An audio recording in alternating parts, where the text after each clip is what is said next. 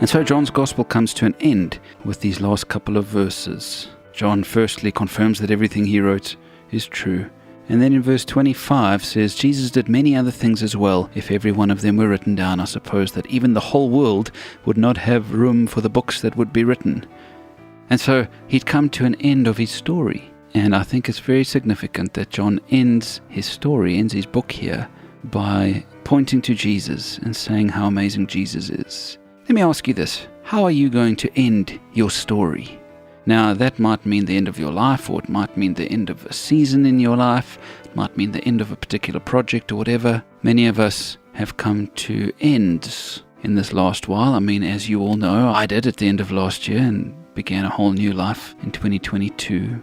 Are we going to end our stories pointing to Jesus like John did?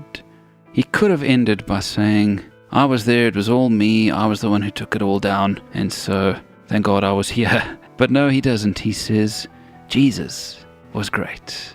Jesus did amazing things. Jesus is the reason for it all.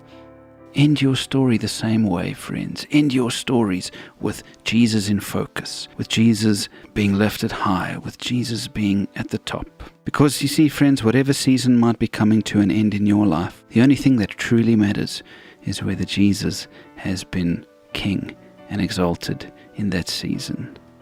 So here we are at the end of a week, which I suppose is the end of a tiny season.